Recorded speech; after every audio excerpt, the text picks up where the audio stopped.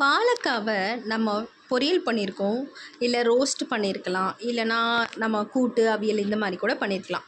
இந்த மாதிரி ஒரு கறியில் போட்டு ஒரு குழம்பு செஞ்சு பாருங்களேன், கண்டிப்பாக ரொம்ப டேஸ்ட்டாக இருக்கும். எண்ணெய் மிதக்க மிதக்க வாழைக்காய் கலரி கறி எங்கள் ஊர் ஸ்பெஷல். பார்ப்போமா? ஸோ அதுக்கு வந்து ஒரு பேன் மாதிரி ஒரு குக்கர் எடுத்துக்கோங்க. ஸோ இதில் வந்து பார்த்திங்கன்னா நான் ஒரு தாராளமாக வந்து நான் எண்ணெய் போட்டுக்கிறேன், தாராளமாக ஏலக்காவும் போட்டுக்கிறேன். க்ளோஸ் மட்டும் 4 போட்டுக்கோங்க. அண்ட் பட்டை வந்து 3 துண்டு போட்டுக்கோங்க. ஒரே ஒரு வெங்காயம் எடுங்குங்க போதும். அதுக்கப்புறம் தக்காளி ஒரு 3லேருந்து 4 புளிப்புக்கு ஏற்ற போட்டுக்கோங்க. நான் வந்து 3 தான் இன்றைக்கி எடுத்திருக்கேன். நெக்ஸ்ட்டு ஒரு கைக்குத்து நல்ல ஒரு பஞ்ச் ஆஃப் வந்து கொத்தமல்லி அண்ட் ஒரு பஞ்ச் ஆஃப் புதினா அண்ட் அதே மாதிரி கருவேப்பிலை. ஸோ இந்த 3 க்ரீன்ஸுமே வந்து பார்த்திங்கன்னா வந்து ஒரு கை குத்து. அண்டு பச்சை மிளகாய் வந்து பார்த்திங்கன்னா நான் 3 போட்டிருக்கேன் இன்றைக்கி. ஸோ இதுக்கப்புறம் இஞ்சி பூண்டு தாங்க ப்ளேஸ் அ மேஜர் ரோல் எந்த ஒரு கிரேவியாக இருந்தாலும். ஸோ இது வந்து ஒரு 3லேருந்து 4 ஸ்பூன் வந்து போட்டுக்கோங்க. ஸோ நான் ஃபஸ்ட்டு 3 ஸ்பூன் டு 4 ஸ்பூன் இதில் போட்டுட்டு அண்ட் நான் சிக்கனை வந்து மேரினேட் பண்ணி வச்சுருக்கேன். அண்ட் அந்த சிக்கன் வந்து எப்படின்னா ஒரு ஸ்பூன் வந்து ginger garlic paste and salt, கொஞ்சம் பிஞ்ச் ஆஃப் வந்து டர்மரிக் பவுடர் போட்டு மேரினேட் பண்ணியிருக்கேன். ஸோ இதில் 2 ஸ்பூன் ஆஃப் வந்து கர்ட் போட்டிருக்கேன் அண்ட் 1 ஸ்பூன் வந்து காஷ்மீரி சில்லி பவுடர், நல்ல கலருக்காக அந்த மாதிரி ஒரு பவுடர் போட்டிருக்கேன். அண்ட் இது வந்து என்ன அப்படின்னா வீட்டில் நம்ம யூஸ் பண்ணுற குழம்பு மசாலா சொல்லுவோம் இல்லையா, ஸோ அதை வந்து ஒரு 1.5 ஸ்பூன் வந்து போட்டிருக்கேன். அதாவது ஸ்பூன் கிடையாது, அது நான் எடுத்திருக்க ஒரு கரண்டி இல்லையா. ஸோ அதில் போட்டிருக்கேன். நீங்கள் உங்களுக்கு எவ்வளோ தேவையோ அதுக்கு ஏற்றாப்புல போட்டுக்கோங்க. ஸோ இந்த சிக்கன் வந்து நான் இன்றைக்கி 1/2 kg மேரினேட் பண்ணி வச்சுருந்தேன், ஜிஞ்சர் கார்லிக் பேஸ்ட் எல்லாம் போட்டு. ஸோ நெக்ஸ்ட் இதுதான் நம்ம மேஜர் அண்ட் சூப்பரான ஒரு இன்க்ரீடியன்ட் என்னென்னா நம்ம வாழைக்காய்.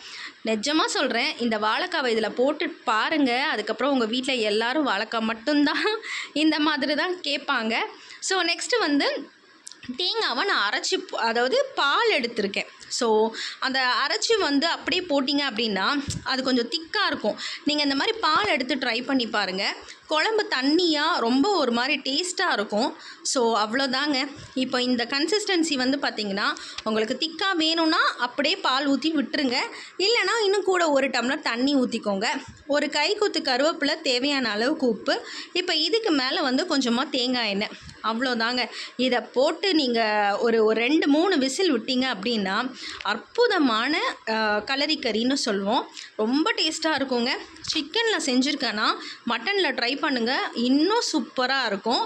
ஸோ இதை எது கூட நான் இன்றைக்கி சர்வ் பண்ணி காட்ட போகிறேன் அப்படின்னா கீ ரைஸ். ஸோ இந்த கீ ரைஸ் வந்து பார்த்திங்கன்னா இன்றைக்கி நான் தேங்காய் பால் ஊற்றி செஞ்சுருக்கேன்.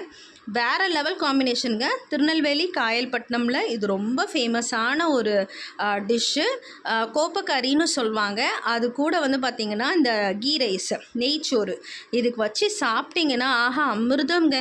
பிரியாணியெல்லாம் என்னங்க பிரியாணி, இதை சாப்பிட்டு பாருங்கங்க. திருநெல்வேலியில் மோஸ்ட்லி பிரியாணியை விட நெய்ச்சோறு தாங்க ரொம்ப ஃபேமஸ். அண்ட் எல்லாருக்கும் இந்த கோப்பக்கறி நெய்ச்சோறுனா அவ்வளோ பிடிக்கும். ஸோ கண்டிப்பாக வீட்டில் ட்ரை பண்ணி பாருங்கள். என்ன பாருங்கள் எப்படி மிதக்குது, அதுதாங்க ஒரு டேஸ்ட்டே. ஸோ நல்லாயிருக்கும். டேஸ்ட் பண்ணி பார்த்துட்டு கண்டிப்பாக நீங்கள் கமெண்ட் பண்ணணும். அண்ட் வாழைக்காவை வந்து இனி பொரியலோ அவியலோ உங்கள் வீட்டில் இருக்காது பாருங்கள், கறி குழம்புல போட்டு சாப்பிட்றப்ப அதோட டேஸ்ட் வந்து தனி தாங்க. ஸோ கண்டிப்பாக ட்ரை பண்ணுங்கள். And until then it's bye from your Aisha.